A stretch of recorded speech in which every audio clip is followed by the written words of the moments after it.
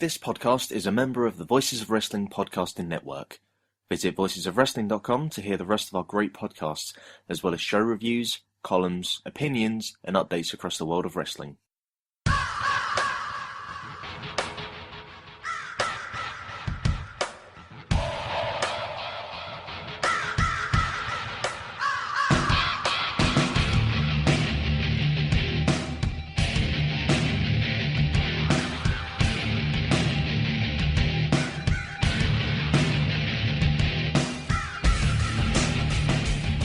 Hey wrestling fans, welcome to episode number 50 of Off the Top Rope, a wrestling podcast.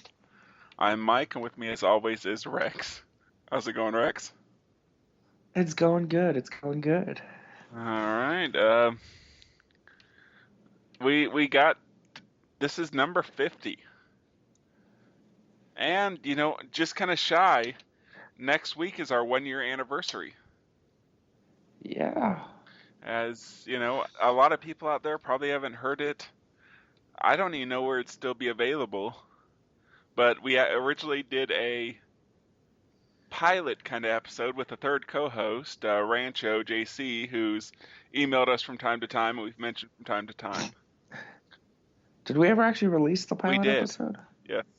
I see. I didn't know we did. Yes, I was like super proud of that editing. That was back whenever I went through and I edited very heavily whenever I had the time to do that kind of thing.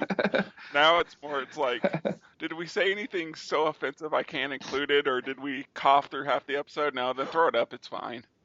Whoa. You cut out some offensive things that we may or may not. I mean, okay, let's be honest. I might say. No, I've never cut out anything offensive. Okay, just make sure. God, no. Controversy creates cash. Or Derek Bischoff. Yeah. Yep. A man who, as I discovered today, I had heard lots of awesome Meg stories, but I didn't know that Bischoff and Co. were too afraid to fire him because no one wanted to be the one to go and tell him. Speaking of Ming, he's got a little... We get to talk about him a little later. Yes. Saving us. Saving the world. In fact, I have a little theory based on that show, but we'll get there in a second. All right. Okay. We should probably go ahead and lead things off with a little bit of news that broke yesterday. Yep. And that was the passing of Nelson Frazier, a.k.a. Mabel, Viscera, Big Daddy V. Probably not, given, I'm sure, kind of the listening range of this crowd, probably not like one of a podcast's favorite, I'd say. But someone that was always kind of interesting in some of his stuff. Yeah, he was at least at the very minimum an entertaining character. And, whenever they kind of tried to badass him up and deliberately do like a one-man gang kind of homage character with Big Daddy V, I thought it had, potential. I don't think it ever quite reached what it theoretically could have been. I don't know if that was necessarily his limitations or limitations of creative or anything else, but, it just never really came together. Yeah. I feel like most people probably listening probably think of him as just chilling out with oh god. Oh shit, now I can't even remember the dude's name. I'm not sure which one you're... Porn star. Huh? Val Venus? What? Yes. Okay, yes. because it's like, God, I'm not sure if you're thinking men on a mission. I'm not sure if you're thinking, Midian in the ministry, God. Because he had a few of those kind of short-term... Can we start the show off with Men on a Mission? It's not included in No Way Out 2001, but I might make an exception. Yeah, I mean... Only if I can find a version with Oscar rapping in it. Yes. But I mean, Yes. definitely. The thing that shocked me whenever I read the thing, it's like, holy shit, he's only 43. Was he really only Yeah, 43? Wow, I didn't read which that meant part. he was signed originally as Mabel whenever he was 20 or 21. Jeez. Wow. Holy shit. And one thing with him that you can't say for a lot of guys, he was somebody that was able to kind of completely reinvent himself several times over a course of years for the WWE and have a few runs mixed in there. Yeah. There are many, many faces of Viscera. And that is kind of the thing, even whenever it's been kind of announced in the passing, it's like Mabel, aka Big Daddy V, aka Viscera. Yep. Yep. Yep. But yes, definitely, someone who had his fans and will be missed. Indeed. All right. The other news that we should probably mention is that officially WWE has issued a statement that their exclusive negotiating period has passed with NBC Universal, and now it's free market for everybody. Yeah, I mean, it shouldn't be all that surprising that they're at least testing the open market for this. I mean, I still think they end up back at NBCU, but you kind of have to go out there and just see, like, maybe they do get some type of monster offer that could sort of, sway them to a different home. And, the two that seem like they're the most obvious are Viacom and Spike, or Fox and Fox Sports 1. Wasn't Disney getting in on it too? I'd heard something there, but Meltzer basically said that those are the two places that make the most sense. And those are the two that, we've kind of heard about the most throughout the process. Yeah, I just don't know if can. Yeah, I mean, I feel like Fox would be a better fit overall. You're just trying to say Vince Russo's TNA. Yeah, that's true. Vince Russo's back with TNA. I wanted to long live TNA. Um, I don't know, mostly because I don't want to have to sit through Thousand Way to Die commercials and whatever trash is on Spike right now. Uh, yeah, I still think they end up back at NBCU, especially since for all intents and purposes, it is supposed to take a monster offer to get them to move.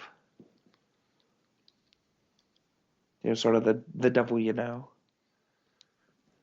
Yeah, but maybe the devil you doesn't know has like a great rack, and you kind of want to know her.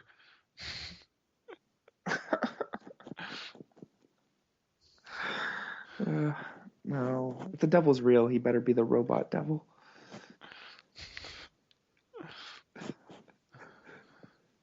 All right, should we go ahead and talk a little bit of Raw and everything? Yeah, let's do All it. right. It was a Raw that, for once, for a pay-per-view go-home show, really felt like a go-home show. Yes. You know, Can I do say though, I'm disappointed that they cut to black on the brawl so quickly. Like right at 11:05. well, and I think that I want to is, see more brawling. apparently that's been something that's very deliberate with them, is that they're trying to contain the overrun, particularly because of the network and them wanting to have like very much kind of set times for their post-draw shows and everything. They don't want it where some weeks it goes to 11:04 and some weeks it goes to 11:10. I think they're going to try and set it for 11:05 come hell or high water. Which kind of makes me sad.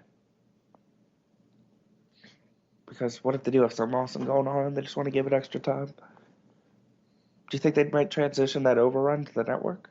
There was a rumor that that's what they might do next week for the premiere, but the only thing about it would be unless they do a replay at some point, the international people will not be happy. Oh. And finally, after spending so many years abroad, but now living in the U.S., I can say Screw the international people. Who cares? And wouldn't it be kind of cool if we get to see like, what was it? I was thinking, like if they kind of let you see the dark event, like the dark main event. I mean, I think that given what it is most weeks, it's not something that will. I'm sure it's going to go like direct to some, makeshift studio backstage or something. Yeah. Or who knows, maybe for TV tapings, it might actually kind of end a lot of the dark match main event type situations. True. All right, we've gone far too long without talking about him. Cesaro is the fucking man. What, that like boring German guy? I don't know what you're talking about. I know, right? He ain't even American. So, He's just because he's Swiss, is he not the perfect guy to test run the no face, no heel thing? like the neutral people from Futurama. All I know is my gut says maybe. I have no opinion on this one way or the other. But damn, was that a hell of a match? Yeah, I mean there were spots that I was sure was the ending, and it's like, oh shit, there's more. Oh yeah, I mean both men were on their A game, and I love that we might have actually sort of teased it with the SummerSlam feud with Bryan, but we might actually now have like character evolution with Cena in terms of becoming the vet that you have to overcome to sort of show that you've arrived. I've been liking his promos the past couple weeks. I kind of like where I hope this is his long-term direction is, hey, I was the man, now I'm sort of the gatekeeper to the main event. But yeah, holy shit. Cesaro is strong, but I was not. No, it's one thing to deadlift superplex Kofi Kingston.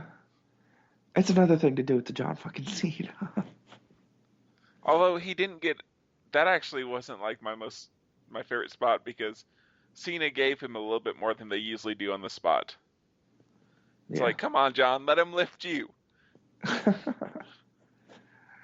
What was your favorite spot? I loved the counters with the giant swing into the STF into the, Oh yeah. it's just like it's the kind of spots that you wouldn't expect guys. And I know that they work out and everything together, but I wouldn't expect it to be on their first match. No, It's they've had a match before, didn't they? I don't think a one-on-one. I know they've been in some six-mans I together. think they had one on SmackDown. Yeah, they did. When was this? Was it not a singles It match? was a six-man, I think. The one that the infamous GIF is from a six-man. God, I feel like they had a singles match before. I mean, it's definitely not me saying no, but just not recently. All right. I'll take your word for it because, as we all know, I have terrible memory. But yeah, well then, even more impressive. Hell of a match. Loved it. And I gotta say, I think my favorite spot was the uppercut in the corner that sent Cena tumbling to the floor. Just popped out of boom. Oh, loved it. Cena was selling like a champ for Cesaro. Oh, jeez. And there's a lot of kind of rumors about it that it might just be the match that got Vince to see what everybody else was seeing. Yeah, and here's what's gonna help. He's got NXT Arrival next Thursday to show up. I mean, he's got this Cena match. He's got his recent Orton match. He's got a performance in the Elimination Chamber, and then sort of the icing on the cake to sort of like announce, at least to guys in the back, to really show that he can. He's got a 2 out of 3s falls with Sami Zayn, a guy he has insane chemistry with, as part of sort of the main attraction of the WWE Network's debut. So Vince is going to be paying attention. It's going to be amazing. Ah, it's a good time to be a fan of our Swiss overlord. So, got a question for you. Yes. Is what happened Monday with Christian a heel turn? Or is it more they're stupid, there are no faces and heels? I don't know. I, I feel like you can't go heel against Bryan and then sort of kind of turn it back. I don't know. Do you think it's something where they just needed someone else to work heel in the chamber? I mean, Since it's Cesaro has been working more as a getting his face reactions and whatnot, and they're sort of slow turning him. oh, speaking of that stuff, did you hear about what happened after Raw on Monday? No. Oh, That that Ambrose ate like 8 finishers. Well, the D8 finishers from all the baby faces as well as Cesaro. Yeah. Yeah. So I mean, I don't know. It feels like it's something where they just needed an extra guy to work heel. And who knows, maybe long term, I hope so. I mean, they could probably, use a bit of an aging heel to sit there and put over a couple of the younger guys I got. Yeah, although the rumors are that they might have a couple, at least one theoretically, aging heel that might be coming back. And that being Mr. Chris Jericho. Yeah. Yeah. Baby. Yeah. God, it still amazes me how he's able to get everyone to turn on him during that initial return. Like, holy shit, he had to work hard for that. That was one of the most beautiful things to behold. Was Jared Troll just given the silent treatment and then selling the Royal Rumble beautifully with one fucking sentence. Ugh.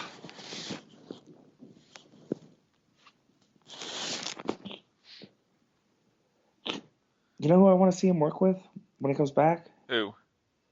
Because I'm not convinced he'll come back as a heel. I want to see him and Ambrose just have a good singles program. I mean, and the weird thing about it is, even last year with Jericho, and I know he's your boy and everything, but I mean, especially a year after in hindsight, was Fandango really the right guy to work with Jericho? Uh, Fandango and Ryback? Don't get me wrong, especially with like his Twitter big guy stuff. I'm feeling the Ryback love, but I still don't necessarily think that was. I think at that point in time, Fandango was definitely the guy to work with there. I mean, they had a really good match. He was poised to take the IC title and apparently get some sort of push coming out of that.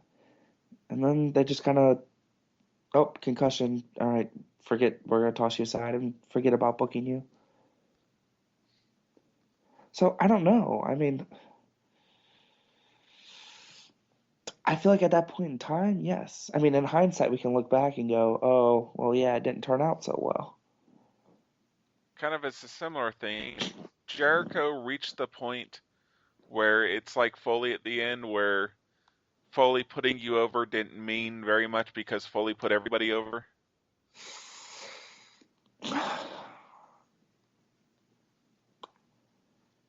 I don't think so, because I think it's more than just about getting a win on Chris Jericho.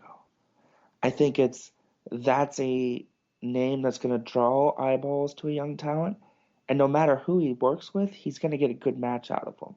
It's sort of a really good way to showcase someone's capabilities in ring. He can play the face or the heel depending on who he needs to go against, and he can really sort of bring out the best in them on the mic too. So I think he's sort of that perfect guy that you can slot into anywhere to get a young talent to sort of, help highlight their best attributes.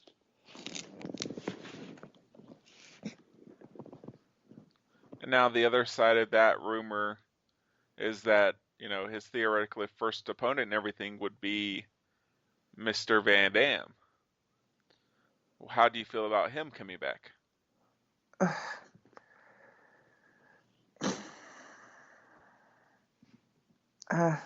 Yeah. I mean, he kind of did come back a hell of a lot better than I was expecting. Um, compared to where he was. So I don't really know. I don't like the idea of them having a program with each other.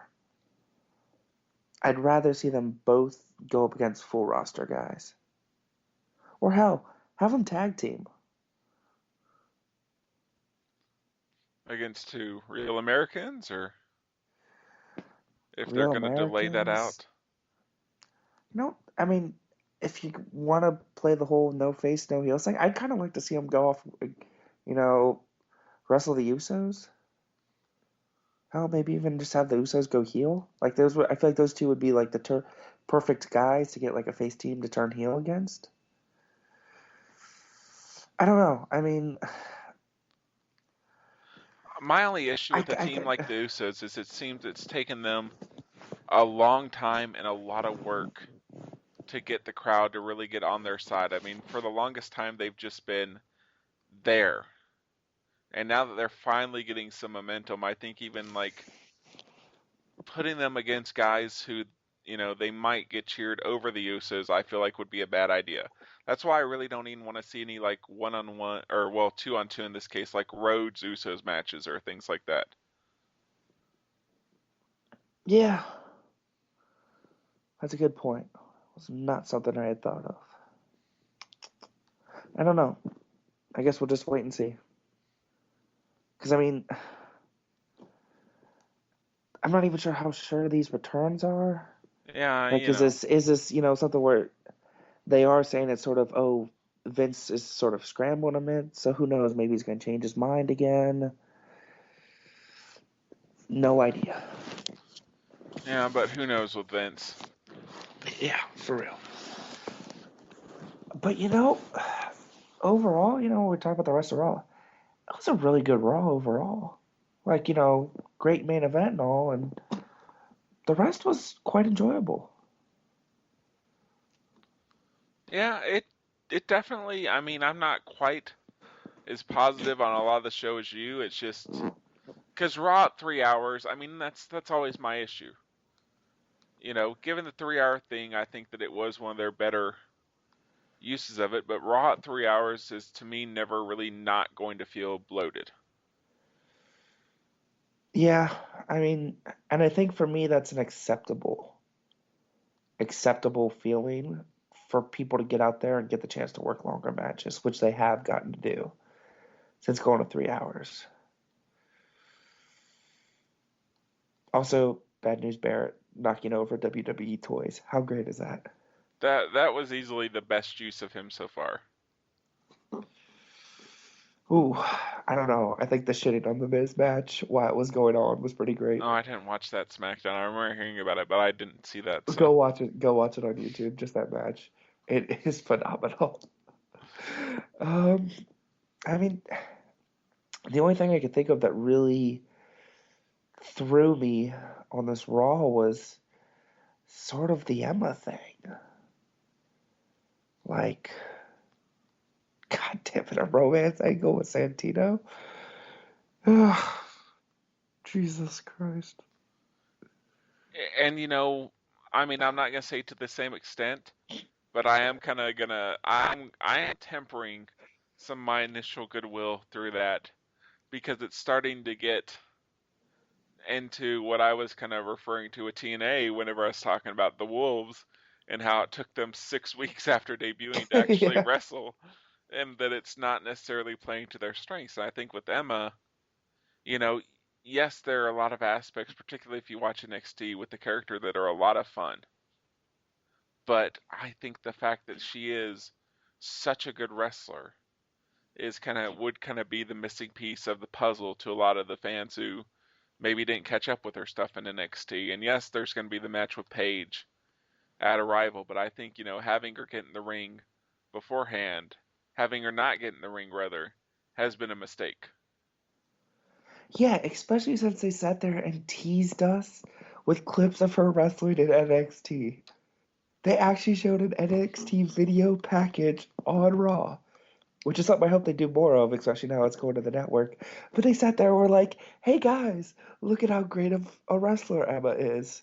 Guess what? She's not gonna fucking wrestle. Oh, Jesus. WWE gonna WWE. Yeah. Jesus. Also, I admit the feud's actually been kind of good, especially since it's like actually given mid-card guys like, a reason to exist and to why they're feuding, but why the hell are Titus and Darren Young getting a fucking match at the Elimination Chamber?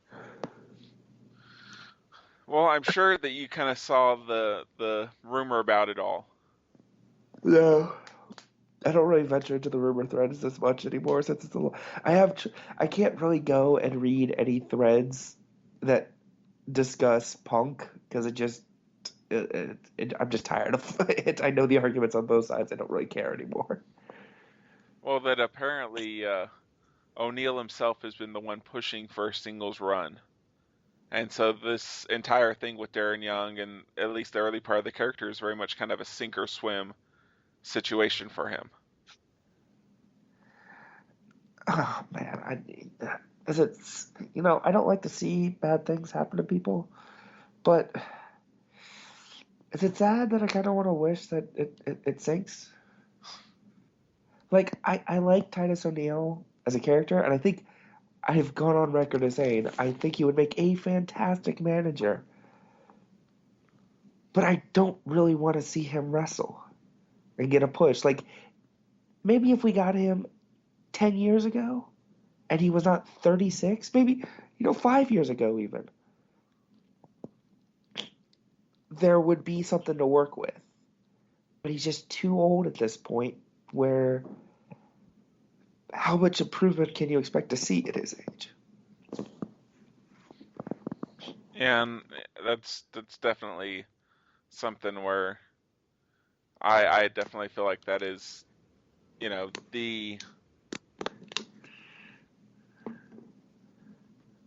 that is basically the X factor is can he in the ring bring in enough for it to be worthwhile? And the answer is no. Oh my God, Ryback is going to be wearing a singlet with him and freaking Axel airbrushed onto it. Thank you, Twitter. Oh, jeez. Oh my God, they're like smiling and like hugging each other. Holy shit, that's the most ridiculous thing I've ever seen. Which fits for Ryback. Yeah, like it looks like a picture you'd like a singlet you'd see if like Step Brothers did a singlet. Oh my God. Oh, But are they wearing tuxedos? no. Oh.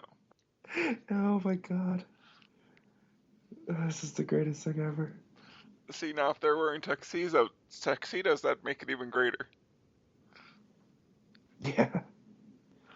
Uh, My God, that might be the worst Curtis Axel I've ever seen. From Curtis Axel, the new Ryback segment for this Sunday's pay-per-view is the greatest thing my eyes have ever seen. We are truly best friends. Why can't we get that Curtis Axel like cutting promos? I don't know. It's just Oh my God. they should just Bobby Eaton him and never let him talk, ever. Like even whenever you'd go through, like we were watching, whenever we did like Great American Bash '89, they went through and they let everybody in the team, like all 10 guys basically in the War Games talk except for Bobby. Yep. Yep. Oh my God. Oh, fucking A, that's the greatest.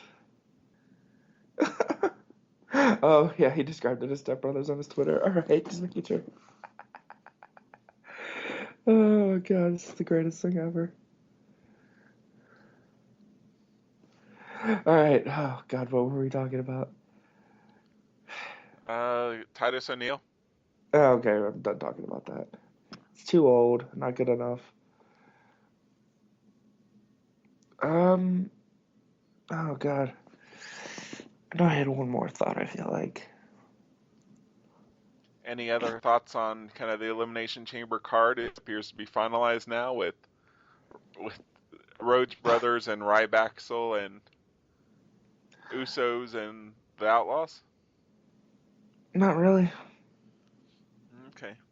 Do you think? Well, I mean, do you think they tease the dissension and get to the Goldie Road split? I don't know. I still feel like even with the time for WrestleMania, they'd really feel rushed, and that it's a match that would not feel as special as it should. I mean, maybe not for WrestleMania, but do you think they make some sort of leap towards a split? And maybe at WrestleMania, something where they have their parting? And then is Payback after WrestleMania, or did they change the name, or what? Possible, you know. Damn. So Yeah, so, and then maybe have them go at the pay-per-view after that. Or to extend it out for a couple of pay-per-views. I don't know. We'll see. yeah. Oh, poor Dish Network people. Oh yeah. They're not getting Elimination Chamber. No, they're not. But you know what? Kind of serves them right for having Dish Network. Of course, they could go see it live, like all the cool people, but Ooh. you're not cool unless you pee your pants and go see Elimination Chamber live. Oh, man. Shit, there's a lot of great wrestling coming this week.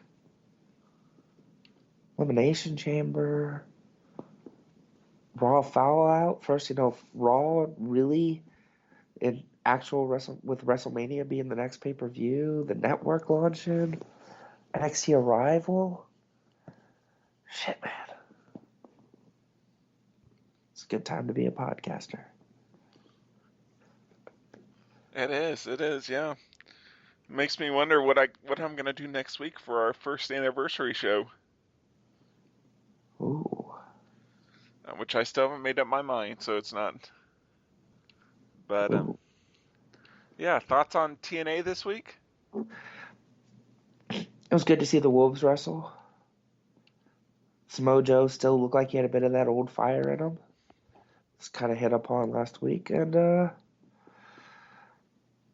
I don't really got any more thoughts beyond that. I mean, A man versus woman match. That's right in your Vince Russo wheelhouse. was that this past episode? Yeah, I do not remember that. with the debut of the alpha female. I don't remember that. Holy shit, what was I doing? Oh, okay. I was writing a paper that night, so I was not completely, honestly, fully focused on TNA. I missed that. Holy shit, I'm going to go watch that. Who did she wrestle? She just jumps Velvet from behind and then lets Saban pin her. Let Saban pin Velvet. So Okay. Okay, then. Yeah, I completely did not even see that part. and something with MVP that I've kind of noticed. It seems like he has more presence than about 90% of the roster. Yes. And that's something that they need. I mean, and honestly, you kind of look, and I think that's the thing that kind of separates your Bobby Roodes and those type. Rude is a great wrestler, but I've never looked at Rude like through the TV and he's kind of grabbed me. It's like that's a fucking star. See, I would disagree with it on Rude. I don't think Rude is a good example of that. I mean, and maybe it's just, thinking in my head like his great stuff as champion, but I felt like he had that great presence, especially with his stuff with Aries.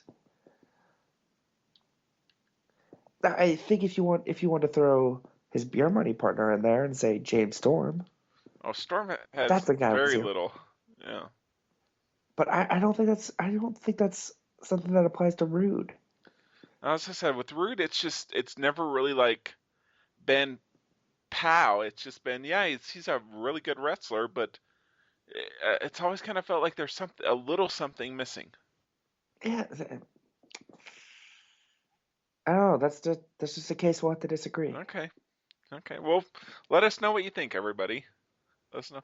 Oh We do have, God, hundreds of people who listen to us every week who we could ask for their opinion.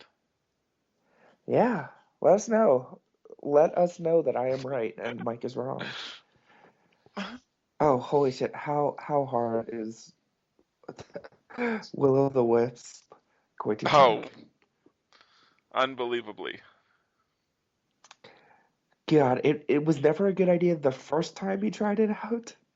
It's not going to be any better now.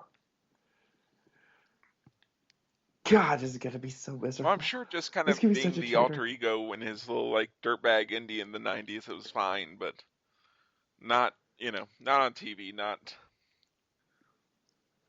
Ugh, even on God. TNA. Yeah. Ugh, jeez. Yeah, freaking TNA. I don't know. Anything else? Not really. I mean, have you watched last week's Ring of Honor yet? Well, I mean, I guess it'd be the one that's coming up tomorrow on the. No. Oh, okay. Okay. I'm Well, then I guess watching it tomorrow when it goes up. I thought you DVR'd it. Yeah, I keep forgetting to. I have not been intelligent and set a season pass, which is something I will do tomorrow. See, and this is why I'm the brains of the show and Rex is the looks. Yes, the looks of an audio Yes. podcast. Which is clearly the most important part. No, what happened? Well, it's just like one of the very first times where, and there were some issues throughout the match, but they gave their main event like 45 minutes of airtime. What was the event? Hero and Steen against Cole and Hardy and against the Briscoes. Oh, okay. Where if Cole got pinned, whoever pinned him would get a future title shot. Yeah. I guess what they're doing now is like taking shows that they're billing them almost like pay-per-views, but I guess they're doing TV recordings for I them instead. I think so. Instead of doing, for the most part, dedicated TV tapings, Yeah, whenever they don't have them scheduled, they'll do like. because I mean they did that with the Nashville stuff, but I guess their new thing is that I would assume. Well, I know that like they only did a couple of weeks of TV from this one. This was Yeah, but they also had one the Michigan shows last last year weekend. were like that, where they weren't billed as TV tapings, but some of them ended up on TV. Well, yeah, but they also had another live event stuff that they weren't booking as TV tape, and so what if they did that there too? I don't, I guess we'll yeah, see. but I know that they're already like billing AJ again for his next appearance, which I guess is at the next TV taping. So, Oh, okay. Sweet. all right. Did we even, I just realized, did we even mention what the show was that we're reviewing At at the the beginning very of the show? beginning, I think we did. I think we mentioned that it was No Are you Way Out sure? 2001. If we didn't, it was your fault. So, Oh, yeah. Hey, you're the one in charge of those things. if we didn't, it's because you distracted me. So, but I think we did. Yeah. Excuses. Of course. Why wouldn't I have excuses? Because you're old and forgot them. This is mean. I'm gonna cry now. Show over.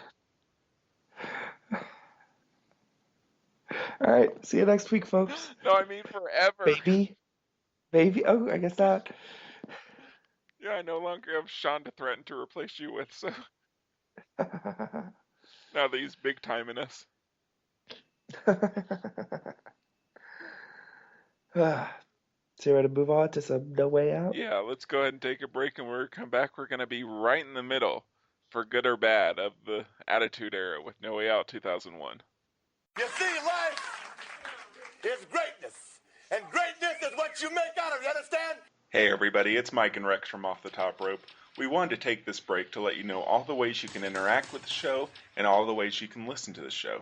You can get links to everything we talk about here from our website, which is offthetoprope, one word, .libsyn, that's LIB If you want to email the show, it's topropepodcast@gmail.com. We'll read your comments on the air, so let us know what you think. To follow us on Twitter, we're at Top Rope Podcast. We tweet show updates, post the show as soon as it's up, retweet news from around the world of wrestling, and sometimes it's just random wrestling thoughts by yours truly. All wrestling talk, all the time on Twitter. You can now like us on Facebook at facebook.com/Top Rope Podcast. This is still new, but we're going to be working on adding pictures, links, and all kinds of good stuff. You can follow us on Tumblr at topropepodcast.tumblr.com. There we post matches of the day, wrestlers of the day. We try and update those just about every day. We add random photos, lots of fun stuff. Now if you want to listen to us, you can listen to us through an RSS reader. If you want to listen to the show through an Android app like Dogcatcher, Linux program like Rhythmbox, or a Windows program like Media Monkey, among many others, this is the way you do it. You'll make sure the episodes are delivered to you just as soon as they're uploaded. If you're on iTunes, we're available there too. Just do a search for Off the Top Rope. Look for our logo, subscribe, give us a good review. We're also available on Stitcher. Just search Off the Top Rope or Pro Wrestling. Either way, we're right there on the front page. There are lots of ways to interact with the show and lots of ways to get the show to your computer, iPhone or iPad, Android device, BlackBerry, whatever you use to listen to podcasts. We hope you check us out, and we'll be right back with the show review. Take a look at it. Learn to love it. I'm not going anywhere.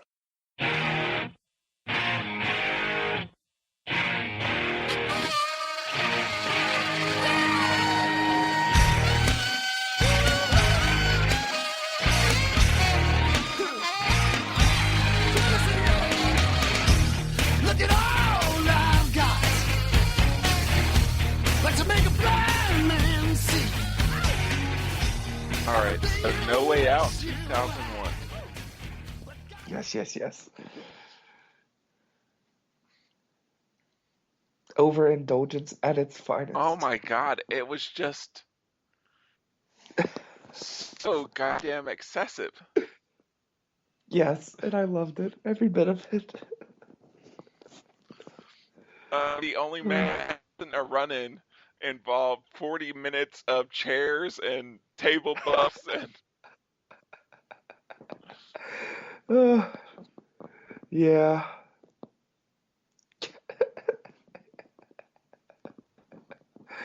But it was that good kind of excessive. that's where we'll get into it. Well, in some cases. God damn it. And we start off with one of the greatest opening matches of all time. The Big Show challenging Raven for the hardcore title. Yes. Can I just say I absolutely adored this match? Why? It had everything. It was just what made the hardcore title so great, just wrapped up into one. There was run-ins and pins, and the title changed hands twice. Just twice? Yeah. Billy Gunn was... No, oh wait. Billy Gunn, oh, that's right, Raven. Oh yeah, I forgot. And then Big Show, yeah, 3 times. The title changed hands 3 times. So it was supposed to be Raven versus the Big Show. And then... Billy Gunn had a haircut? Sorry, continue. Yes, we got... I know Rex's favorite version of Billy Gunn. The one Billy Gunn. I will say there was one thing that really, really pissed me off about this match. Just one? Yes. What was that? It was that Lawler had to call out the popcorn guy as being Crash Holly. Couldn't he have just been the fucking popcorn guy? That would have been... Why'd you have to sit there and call him out as being an actual wrestler? See, if that was the case, they should have used the plant and not, like, Crash Holly. Well, he had his disguise on. But then whenever the disguise came off, they had, like, a close-up right on the back of his head. Oh, God, and how do we forget? This match started off with Ninja Tori. It didn't start off, it ended. What? It ended with Ninja Tori. That was after the match. No, she started off too. Did it? Yeah, when Show was making his entrance, Ninja Tori tried to attack him with a 2x4. Oh shit! I must have been just like one of those blink and you miss it kind of things. Yeah.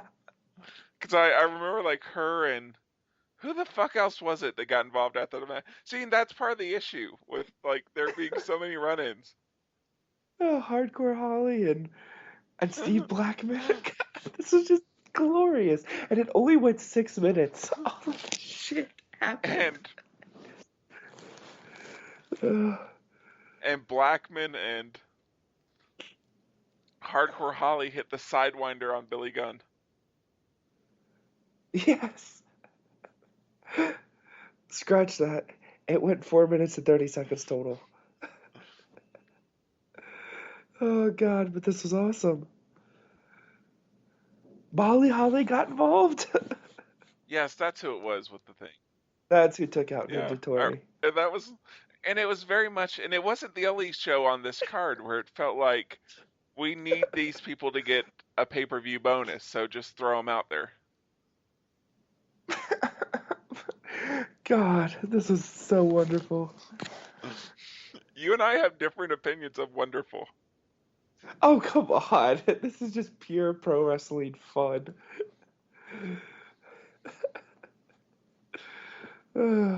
At least it was short, which isn't something I can say for some of the other stuff in this. Yep.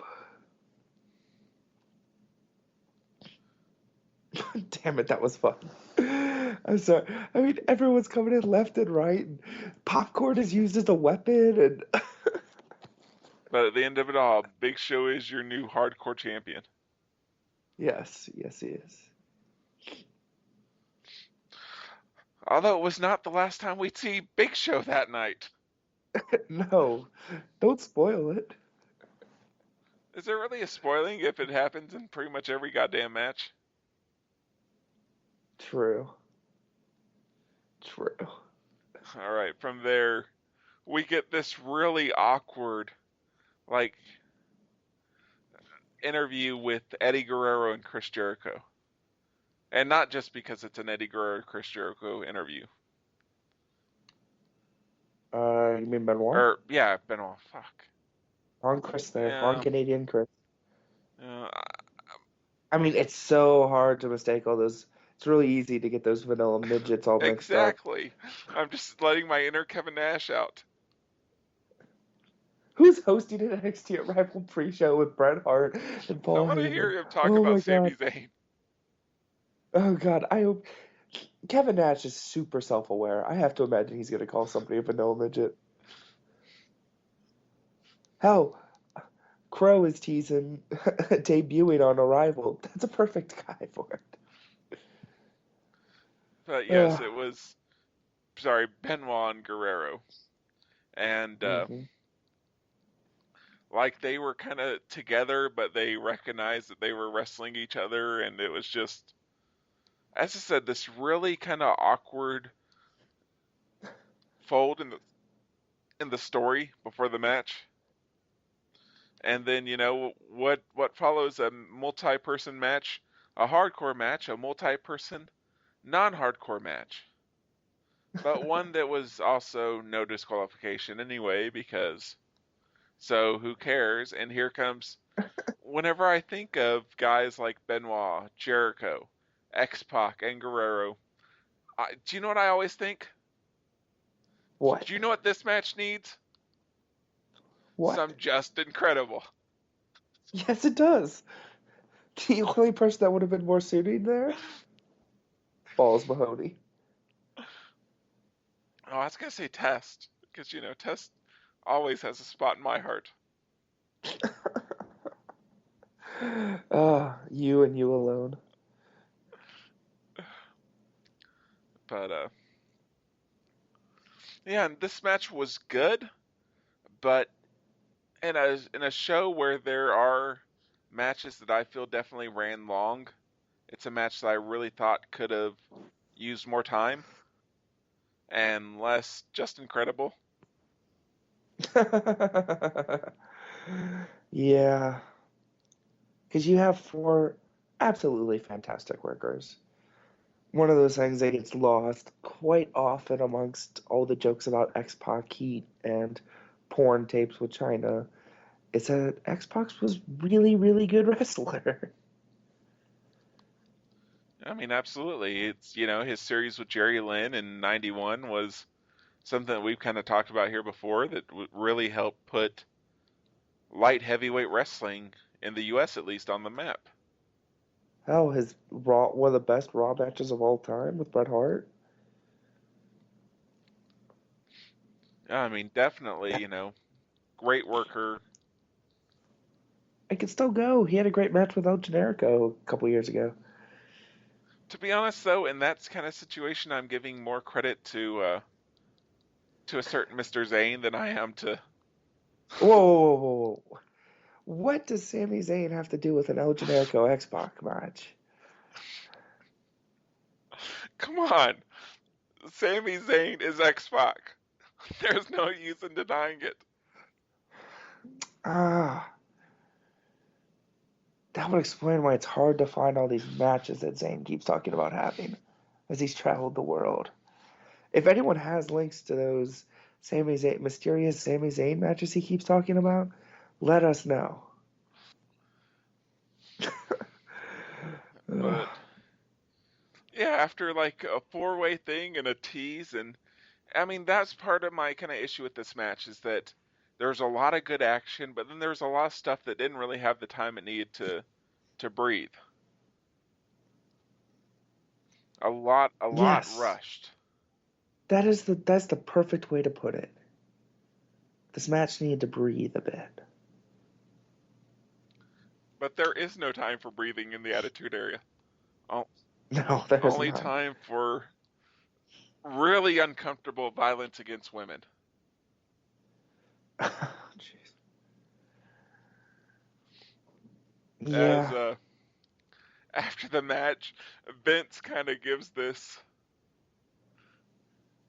and Regal is just great in the segment. Oh, we should mention Jericho wins the match. Oh, I thought I didn't. Okay. No, after a series of finish attempts, Yes. Jericho sneaks in with a roll up. Yes. Jericho wins. LOL, Jericho wins.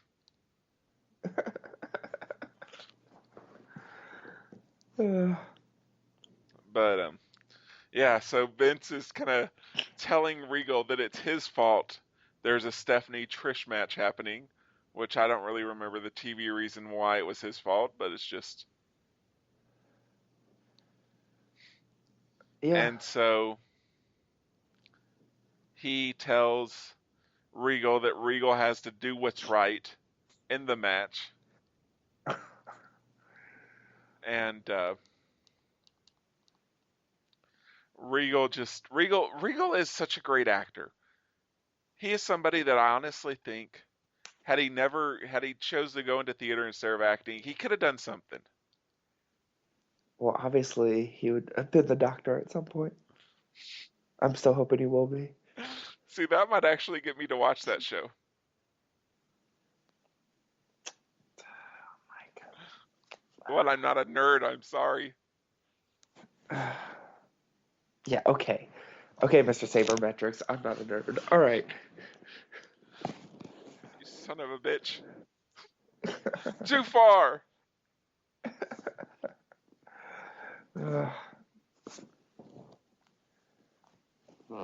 But yeah, from there we get Stephanie versus Trish.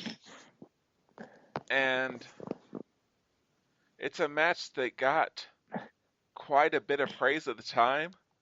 But this is like the definition of by the lowest possible, holding it to the lowest possible standards. Oh, man. Because Considering the fact, I was about to defend it a bit here. I mean, I mean, Attitude Era trappings aside, where it turned into a brief bra and panties match at the end, and Regal hitting that neck breaker, I kind of felt myself enjoying the match. It wasn't some technical wizardry, and I think I will say it was mostly me remembering how good Trish Stratus is at selling. She was bumping her ass off in this match. Well, and I think part of the thing that actually kind of clouded any real possibility beyond the fact that, yeah, this match, particularly, with the Attitude Era, was really uncomfortable to watch in a lot of points in it. It really Yeah. made me appreciate not necessarily the in-ring action, because I don't think this is necessarily that far from it, but more just kind of the fact that that WWE doesn't do this kind of thing like this seemingly anymore with their divas. Yes. At least not to this extreme. No, not even close. But yeah, I mean, that's the thing. I think a lot of the action it surprised me. I will say I was surprised at how good the match was. Like I said, it wasn't a great thing out there, but when I sit there and think, oh God, 2001 Trish Stratus, Stephanie McMahon, this is gonna be terrible. Well, and as I said, I mean, for me, part of the issue is Trish got a lot better pretty quick. Well, this was kind of her coming out party, wasn't it? As like a worker? This was one of her first matches. And I think that's where it gets a lot of the... That's where I think it gets a lot of the kind of lower standards, because, it was very much... And I think it was one of Stephanie's first too, if not her first as well. But I'm sure that they'd worked it out, before that. God knows. Yeah. With Vince, but, I mean, I was just really impressed with the selling and the bumping mostly. A little after, about a year and a half later, we get the Victoria Trish stuff, which, I don't even have to put for a women's match in a thing to say that I like. So that's... Yep. And so that was kind of my thing with this one. But yeah, Regal comes in. It seems like he's going to give the match to Trish. Regal's the star of this match. Yeah. And then he kind of changes his mind, puts Stephanie's foot on the rope, and then whenever Trish gets upset at him about it, he gives her a neck breaker. Yep. Which is like the most Attitude Era way to deal with a problem with a woman ever. Just beat her up. Yeah. But it's Regal, so you kind of go, oh, that cheeky little bastard. That was something else with this show. Is save this stuff with Regal and everything, there wasn't really a lot of angle progression per se. It was like, match, video package, match, video package. Do you know what I mean? Yes. All right. You hit the nail on the head. But then they set up a match for Raw right afterwards. Where it was going to be Regal and Trish Regal and Stephanie, rather, against Trish and Vince. Yeah. Which, how often do you see something like that happening? Where they use a pay-per-view match just to build up a Raw match. All of TNA for the past 5 years? Yeah, but I'm talking current WWE. And who knows, maybe that's something that might happen a little more with the network. Yeah, I'm trying to think, but I got nothing. Which I actually do kind of think. I hope that is something they do, because I think that will help long-term storytelling.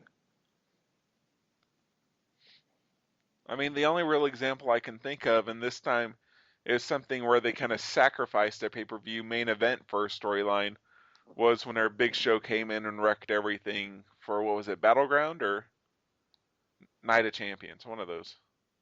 Who knows? One of those really bad pay-per-views in the fall. Battleground? I think so. And you defended it.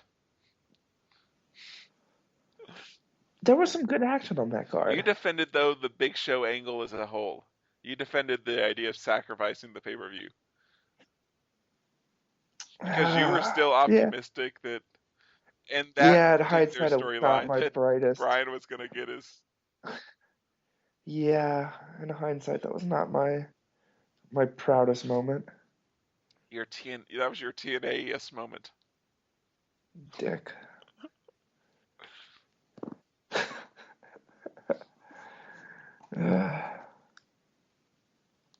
Yeah. Yep. But hey, now we're going from violence against women to just straight up violence. Yes, it's Stone Cold versus Triple H. Although we did get some violence against women in the highlight package to open the.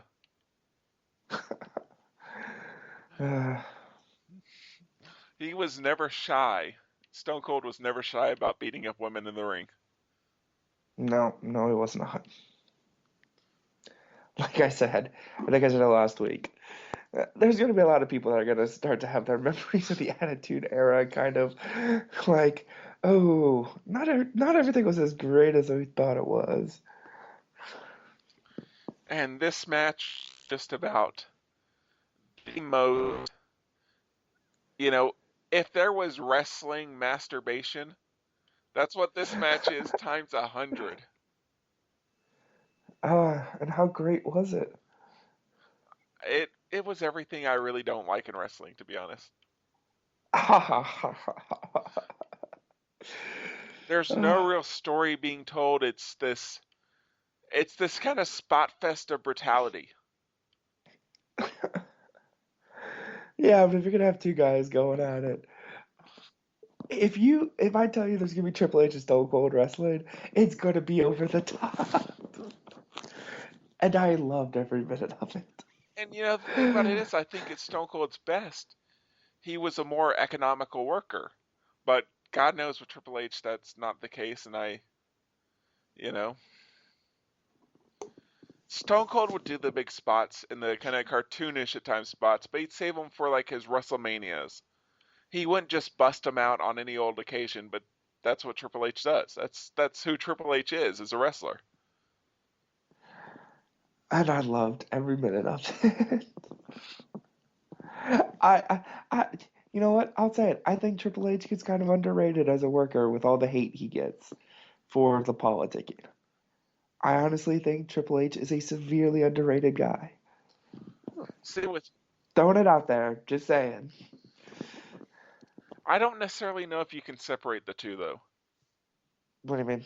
I mean, I don't know. I can. That so much of his work, his absolute worst reign, his 2002 to 2004 Raw stuff. I think his weaknesses as a worker played directly into the political side. Him not giving stuff, him sandbagging guys like Steiner, him going out there and wrestling for 30 minutes, and just being this very kind of indulgent worker, and then, cutting 30-minute promos every week. I mean, I don't necessarily know if you can separate them.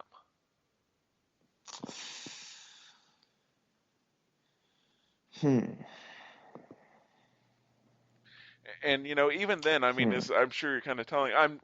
I said it last week. I've never really been a fan of his. I'm not a fan of his pacing in the ring. I think that his storytelling is overrated. I think that his.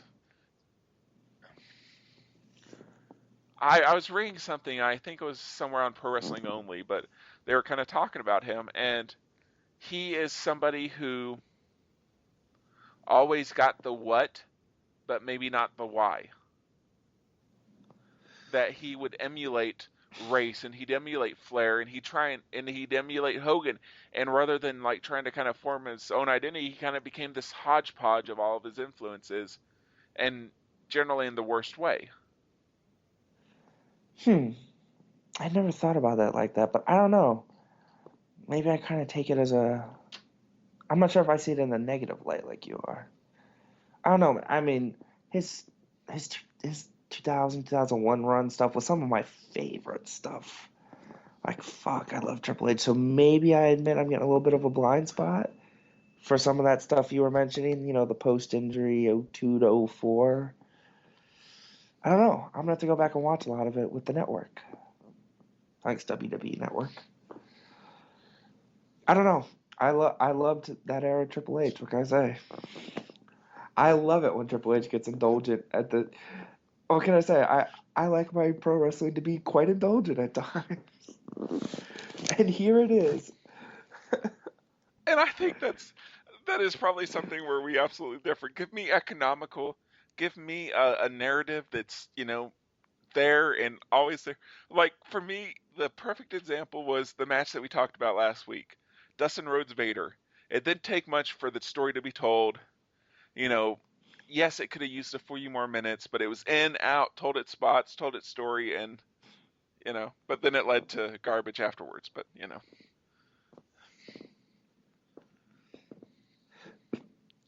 Yeah. But then I'm largely of the position that there are very few reasons for a match to be over 30 minutes. No. This wasn't one match, though. It was It was 3 matches. It was 3 Okay? falls. It was one match. It was all worked in the same fucking style, except for the last 2/3 there were weapons involved. But even like the cage, the street fight and the cage match were both fucking worked identical. It's not a unique story being told in all these, because I don't really think there was a story being told in these. I mean, I guess it'd be these guys really don't like each other, and so they're gonna hit each other with weapons and shit.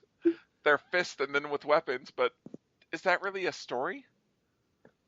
I'm just gonna say, you wanna know why I picked this event? Just so I could hear you rant and rave about this match.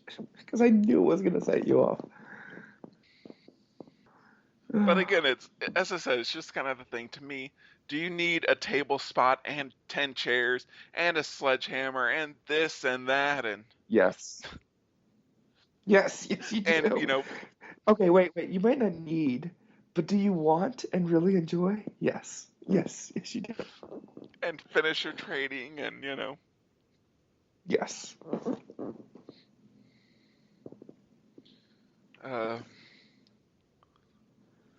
And the double weapon shot. Come on, what's not to love? and of course, the thing that you want before your guy goes into the WrestleMania main event to challenge for the title is to put somebody over. Although, as I said, I mean, I have a little theory about this that we'll get into after in a couple matches. Oh boy. Oh God, I forgot this actually was here. What, Jerry the King Lawler against Steven Richards? Yes. Yeah. I tried to block this out of my mind. Over the right to the cat being naked. Yeah. Yeah. Attitude Era. Yeah, Steven Richards wins, nobody gets naked. Is there really anything else to say about it? Nope. All right. Nope. Okay, that takes us to a tables match for the tag team titles. The Dudley Boys against Edge and Christian against Rex's favorite tag team of all time, the Brothers of Destruction. God damn it. Has anyone ever contacted us about a good singles Undertaker Kane match yet? No. Did they even ever have a good tag match? Fuck, I don't think so. Because this was not. I mean, this wasn't bad. It was pretty bad. I call it average. I don't know. To me, I think it Kane was and bad. Taker, especially in this era, it is just like plotting to the 10th degree. And the other two were trying, but like you compare this to the match the month before at the Rumble, it's not hard to tell where the weak points are.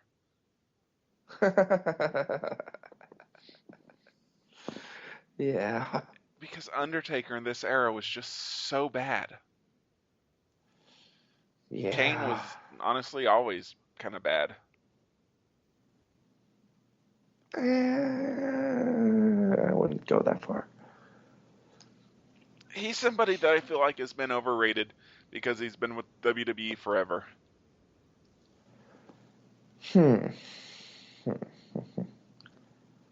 don't know, because I don't feel like everyone ever says Kane sets the world on fire. I've heard him Just put the in ring posts. the discussion for some of the best big men of all time kind of thing.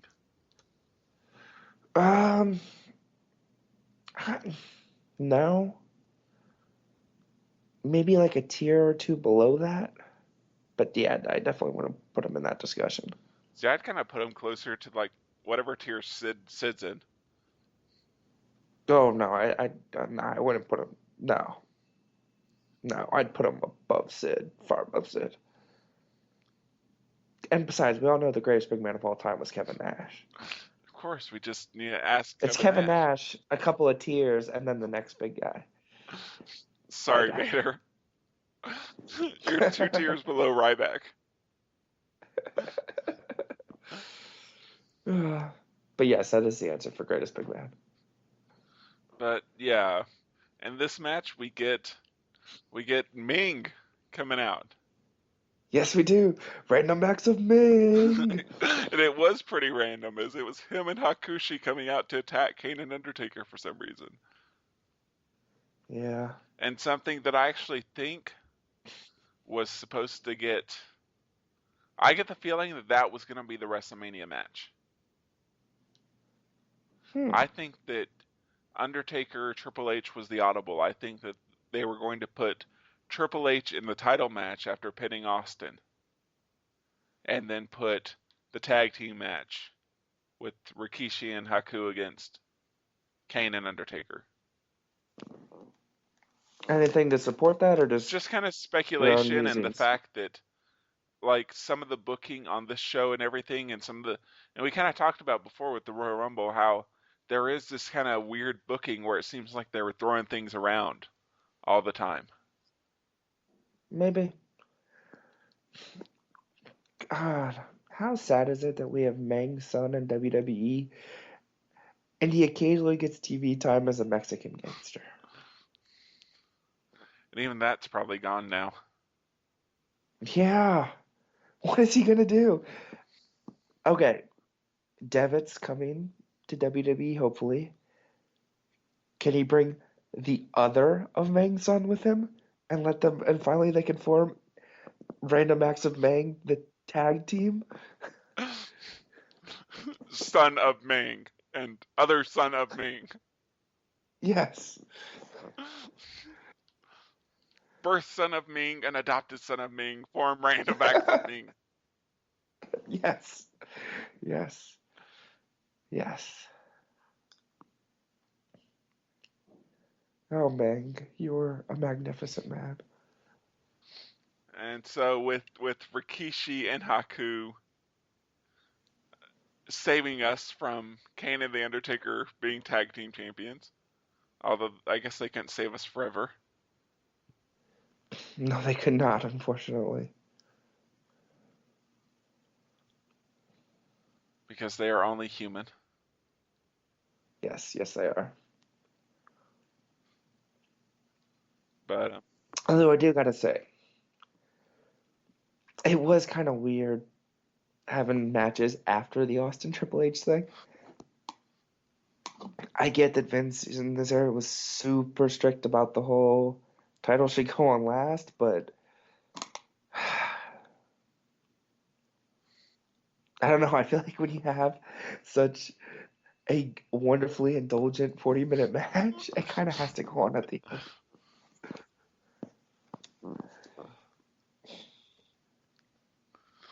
yeah, and I'll agree with that.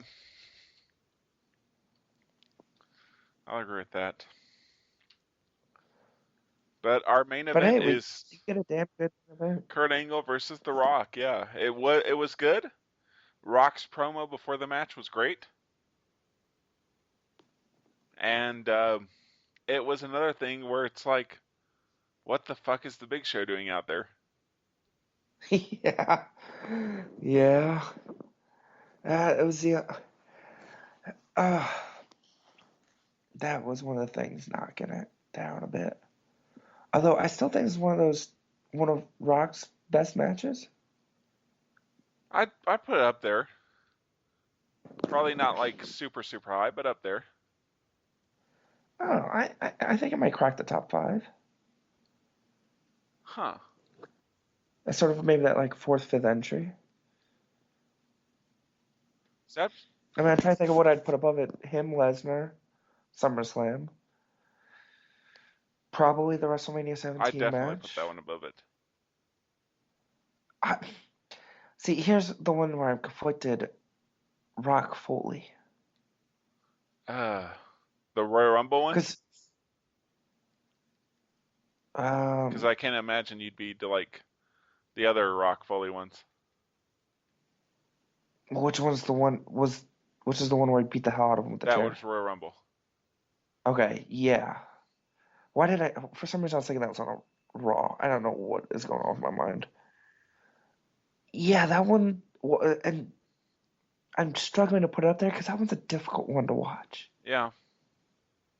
So I'm trying to think what else would even warrant putting above the Angle Rock match here. I remember at the time it being kind of received pretty great. I have a feeling I'd probably hate it. But the Iron Man match with Triple H? Oh God, I don't even remember that one. I haven't seen that match in so long. I don't think I ever saw it. Because as I said, I mean, the idea of Triple H going for an hour never appealed to me. Yeah, I can't really think of anything else then that would get up there. I might have to think about it because, as I said, there's got to be stuff that we're missing. I don't know. I never think of. Yeah, he had his moments, but I never think of Rock as a great worker. Where he had a lot of. I never think of Rock as having a ton of great matches. Well, what about? And maybe it's been a year since I've seen it too. What about the Benoit match at Fully Loaded 2000?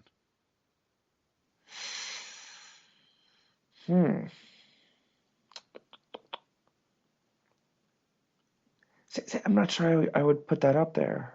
Granted, I haven't seen it in forever. That's probably something I'll go watch tomorrow.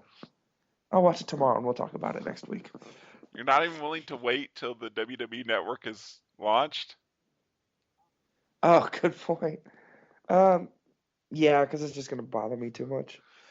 To be Well, I honest, could that's probably been one watch of it the all. ones I've been considering picking. Although it's not what I'm picking for next week, but just there's a lot interesting in that event. Because like all the top 3 matches are very much their 3 established WWE stars against kind of what looked like, at least especially to the internet, like the next generation of guys. You will have to Undertaker, remind me. Angle, Rock, Benoit, and in a last man standing, Triple H and Jericho. Huh. That sounds like a fun one. I haven't seen it in forever. Yeah. Yep. Oh, dude, how great is the network gonna make our lives? If only the bastards would draw the clashes up there too, though. Are they No, not? not yet, not at launch. Oh, was that not on the Nope. list?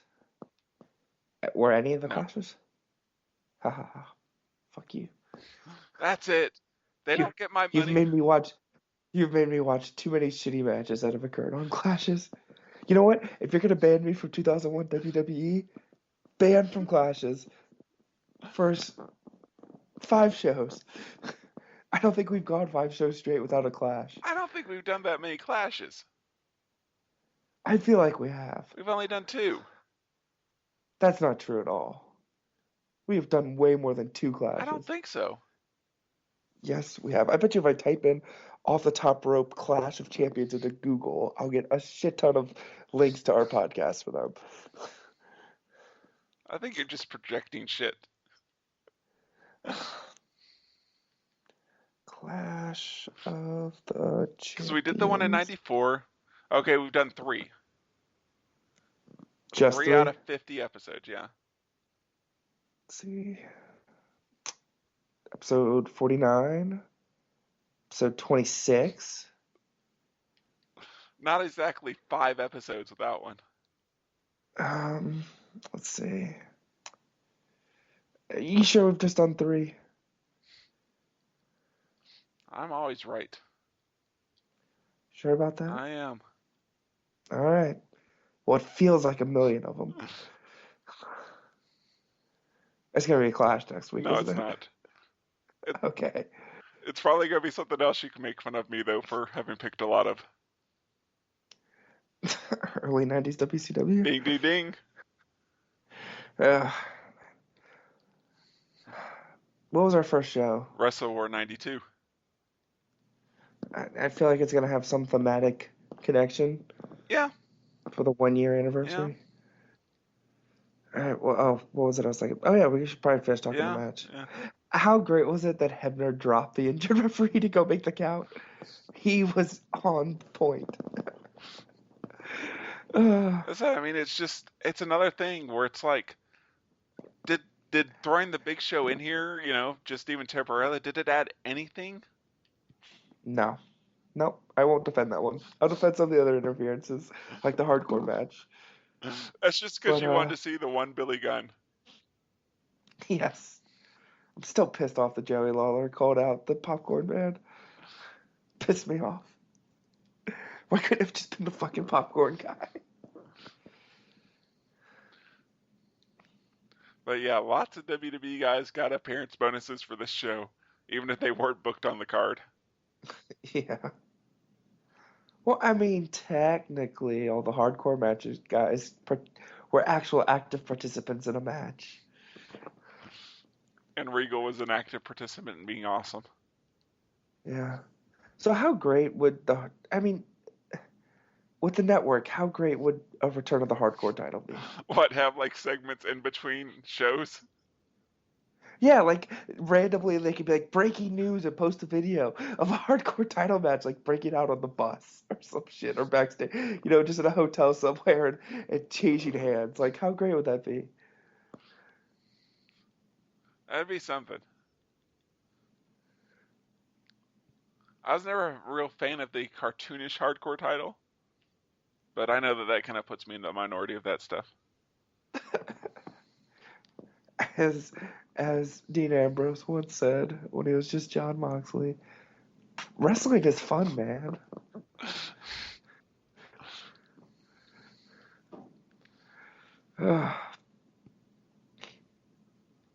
But yeah, Rock gets the title back. Yes. I was very sad at the time. I was very much an angle mark. Well, yeah, that was whenever he was still awesome and before he became like a drug addict psycho.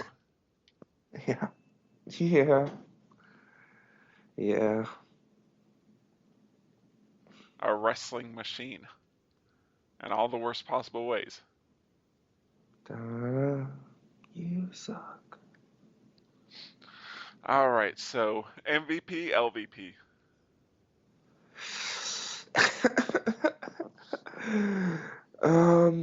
My MVP goes to the popcorn man. Nope. All right. In all seriousness, my MVP, just rub the little salt in the wound. Triple H. It's my MVP. LVP. Big Show interrupted the main event, and he ended the glory that was that hardcore match. All right, I'm going to give my MVP to Angle. And Okay. LVP, fuck it, just because you gave him MVP, I'm going to give it to Triple H. That's a show first, isn't it? Yes, for giving us 40 minutes of Triple H. Oh, that was glorious. That was a 5-star match. You shut up. But you were pretty much nailing the head earlier as far as next week. Oh boy. In my opinion, the best 3 pay-per-view run in wrestling history. Our episode 1 show, which was Wrestle War 92, Super Okay. Brawl 2, which we've covered previously, and my pick for next week, Beach Blast 92. Beach Blast 92. Just a sec, I'm Googling. Okay. Because as we all know, I can't remember shit about pay-per-views and what occurred when, especially when it comes to early 90s WCW. WCW in general. Ooh. Oh. Okay, Mike. I see you. I see you. I know we've talked before about one of the matches on this and how you disagree with the popular consensus, so next week it'll be your week to disagree. Yeah. Alrighty, I see you. Scotty Flamingo. Who doesn't love God, Scotty Flamingo? I forgot that Raven used to be called Scotty Flamingo. Oh How my could you God. forget? I've got a Scotty I- Flamingo poster on my wall. No, I don't. God, I forgot In all about that. honesty, I do not. But I would if I could. God, this is gonna be glorious.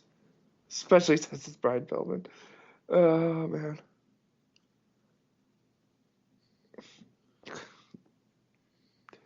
But yeah, more importantly, one of oh God, such a great match. Thank you. Steamboat Rude. Well, his event's proven. Breaking up. I said the main event is pretty good too. Yes. Yes, it is. With one of very underrated guy. At least in the States, I think. Which one would you consider? What? What are you talking about there? Steve Williams. Okay. Dr. Death. Well, because, I know that although he had a longer U.S. run, it's like, shit, you could kind of make the same thing about Gordy. Yeah.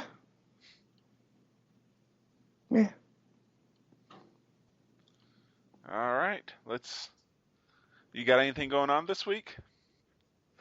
Yes, ROH reviews will return. Missed out on last week due to the weather. Due to him being lazy. No. Due to the weather. And some preview. I will be previewing the Batista ADR match for Elimination Chamber in my comical preview style. Oh boy. Yeah, I know, right? And then I will have a preview of Emma Page in a non-comical style, because that's serious business, for NXT Arrival. And then I may or may not, the podcast will have it. May not be live blogging NXT Arrival. We'll definitely have a live blog. Don't know if I'm doing it yet. Yeah.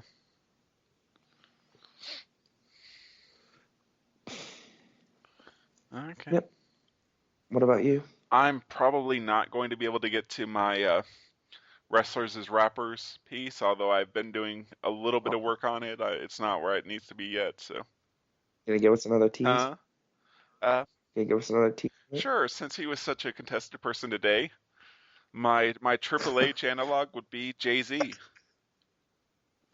Someone who's probably better on the business end than they are as a performer, who always has the right savvy on knowing who to work with, and is very political and very reserved in that aspect. So. Okay. It'll sound better whenever I write it down. All right, sounds good. I see how it is. I see. You're not going to write an article talking about how Homer Bailey for 6 years, $100 million is a fantastic move? No, probably not. Disappointing you, Mike. Oh, well, you'll live. Because you do know that was a fantastic move. Made me super happy. No, fantastic move in trading against Texas. No.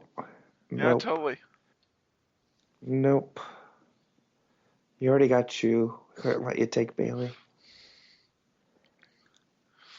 All right. So should we go ahead and wrap it up for the week?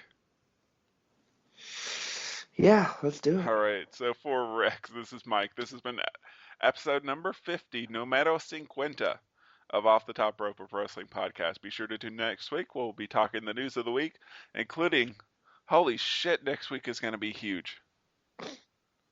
We're going to have Elimination Chamber talk. We're going to have a review of Mick Foley Live Saturday night. We're going to have the launch of the WWE Network. We're going to have our 1-year anniversary. We're going to have so much shit next week that... Do we hold off for the NXT Arrival? And do it after NXT Arrival?